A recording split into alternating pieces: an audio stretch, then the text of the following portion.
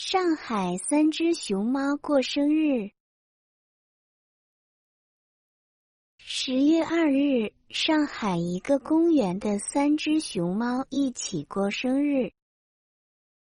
这3只熊猫的生日其实是10月4日、10月10日和10月6日。但是公园想一起给它们过生日。公园准备了竹子、苹果和蛋糕。熊猫们非常喜欢，吃得很高兴。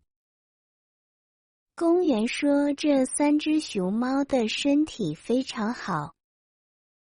那一天，不少人来公园看3只熊猫过生日。水獭帮游客捡手机。2021年10月7日中午，在上海野生动物园，一边看表演一边录视频的游客小赵，不小心把手机掉到了水池里。水獭油条看到手机掉进水池里，马上游了过去，用最短的时间捡起手机，然后还给了游客。手机录下了水獭捡起手机的那一刻。圆圆的大眼睛太可爱了。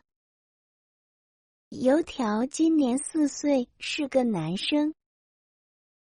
他可爱好动，是一只特别聪明的水獭。这只水獭在动物园学会了捡垃圾。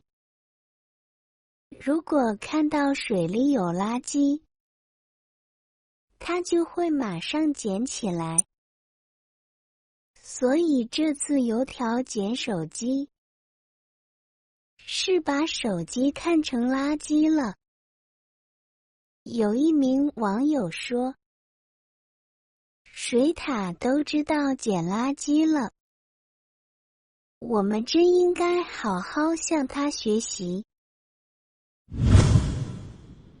希腊男子骑自行车从英国回希腊。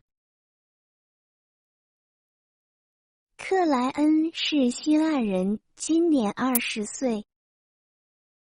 他在英国上大学。因为疫情，很多飞机都停飞了。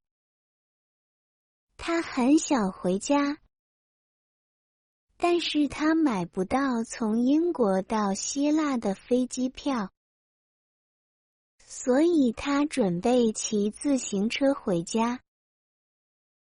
克莱恩带着他的东西，从学校骑自行车回家。他用了48天，骑了3500公里，经过5个国家。回到家，他和家人都非常高兴。志愿者给盲人讲电影。在中国云南，有一个特殊的电影院，来这里看电影的都是盲人。老王50岁时，他的眼睛几乎什么都看不见了。现在他64岁了。他每到周六都会和朋友去新木影院听电影。在这个电影院，志愿者会给盲人讲电影。志愿者会告诉盲人，电影里的人穿什么衣服，在什么地方，电影里是什么季节等等。